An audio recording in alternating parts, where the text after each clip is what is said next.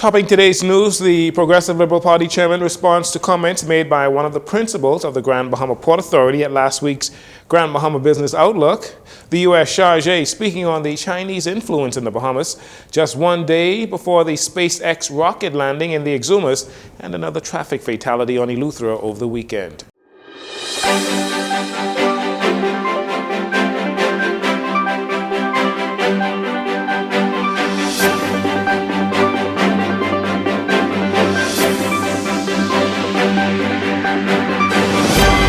This is your JCN Evening News. I'm Jarino Saunders. It's a pleasure to have you join us.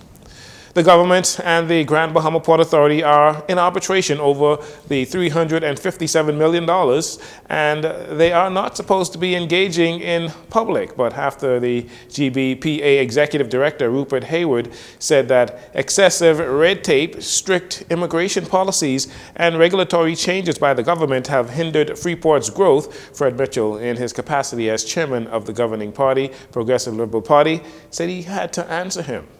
Freeport, as it was formed without consultation with Bahamians generally and Grand Bahamians in particular.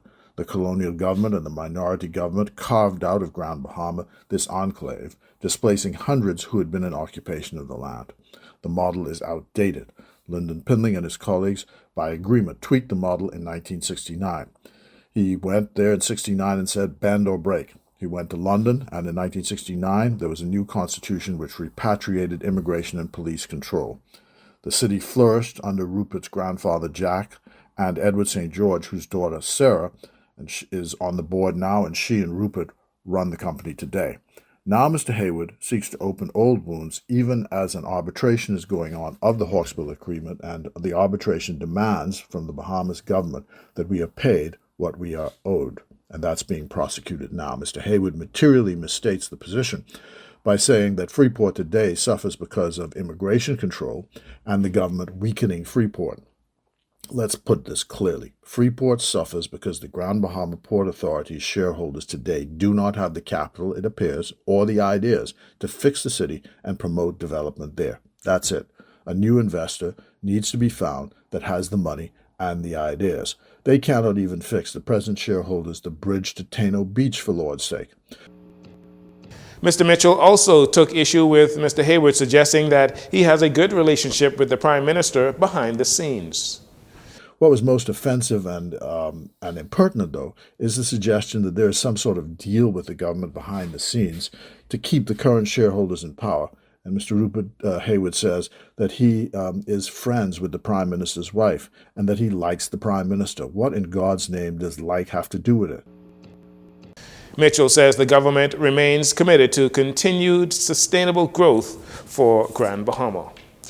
I can bet you have heard the phrase, all the foreigners taking all of our jobs. You've heard that quite often here in the Bahamas, although it is through the government's continued partnerships with foreign investors that helps the country's growth and advancement. Many Bahamians, though, see it as a means to an end for foreigners who reside here in the Bahamas to obtain jobs and even start their own new businesses. Kimberly Furnish, Chargé d'Affaires for the U.S. Embassy, says our relationship with the Chinese is not symbiotic, but more one-sided.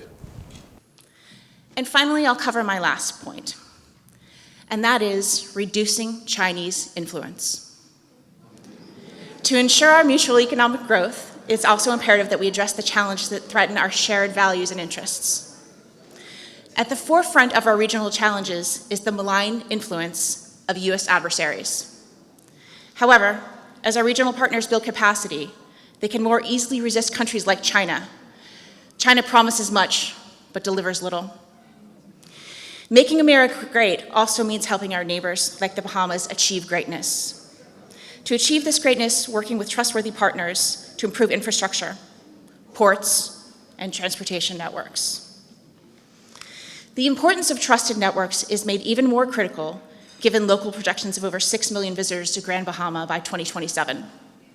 This tenfold increase requires a significant investment and strategic partnerships, and we hope to remain your partner of choice in these initiatives. Ms. Furnish was speaking at the Grand Bahama Business Outlook last week while highlighting ways Chinese partners do assist with the country's development. Furnish points out beneficial projects the United States has done with the Bahamas as well. U.S. companies and funding have played an important role in logistics and port development on this island. Last year, our U.S. Exim Bank provided $71 million in loans, guarantees for Luathon oil transshipment. It created 80 new jobs in Grand Bahama and secured the Bahamas as an international energy hub. In late 2023, Elnet Lightering and U.S. company Eagle LNG signed a historic agreement to promote energy security and expand bunkering service in the Caribbean islands. I'm excited to see the Port Authority, Royal Caribbean, and Carnival's $600 million investment transform the Grand Bahama Shipyard into the largest ship repair facility in the world. Did you hear that? The largest ship repair facility in the world. It's fantastic. Overall, Furnish alluded to the continuous growth of the Bahamian economy with the help of its U.S. partners. The Royal Bahamas Defense Force has an integral role to play in the landing of SpaceX Falcon 9 rocket booster, according to the Royal Bahamas Defense Force Commodore, Dr. Raymond King. At the recent press conference for the landing, Commodore King sought to shed light on the Defense Force's role in ensuring the safety and recovery of the ship. The intent is to maintain a 5 nautical mile range, safety range, with the Defense Force providing traffic control and security perimeter control, keeping all vessels clear of that area. But we intend to execute a safety range between 5 to 10 nautical miles away from the return site at the drone ship. So we intend to keep that area cleared, safe, and secure. If I'm able to add, our vessels, we have 4 vessels that will be stationed in the Exuma Sound at least no less than 18 hours before this exercise occur. And notice to mariners will be broadcast from that time and more frequent as the event is scheduled to happen. So we'll have notice to mariners, we'll have our vessels on scene well in advance to ensure traffic and security concerns are addressed. According to official reports, the Bahamas will host up to 20 landings in the near future, solidifying us as a global leader in space technology. As SpaceX prepares for their inaugural landing in waters off Exuma, that's coming up Tuesday, tomorrow, many residents are questioning how this new venture will benefit the Bahamian public. Deputy Prime Minister, Minister of Tourism, Investments and Aviation Chester Cooper emphasized that this project will not only introduce a different tourism product, but will foster more initiatives in the science and technology fields for Bahamians. Additionally, SpaceX is committed to establishing a space-themed exhibit in the Bahamas and continuing the partnership in growing opportunities for the Bahamas.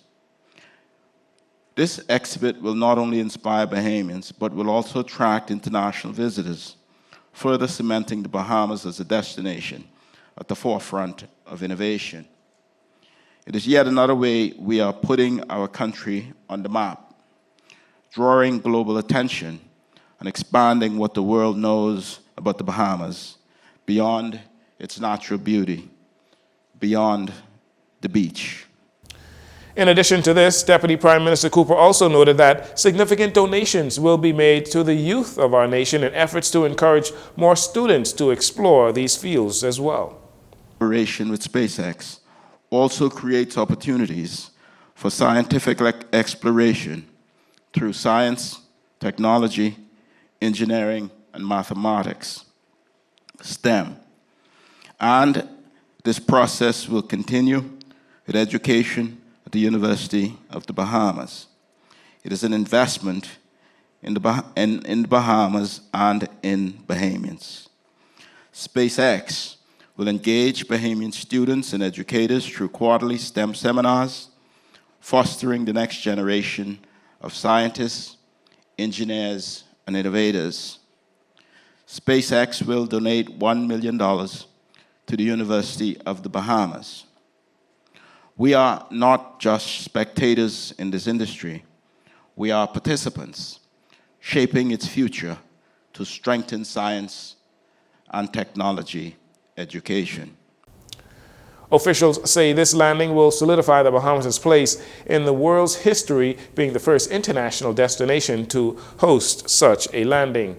And finally, in this segment, it started in 2002 under the leadership of then Prime Minister Perry Christie as a means of bringing the police closer to the community and reducing crime and other social ills. The Urban Renewal Program has been hailed as a success, receiving international awards, and has a positive impact on several youth, including a number of youth initiatives like the Urban Renewal Band. Last year, in a bid to strengthen the impact of the program, the government established in law the Urban Renewal Authority. Well, today, the authority was officially launched at St. Joseph's Catholic Church on Boyd Road.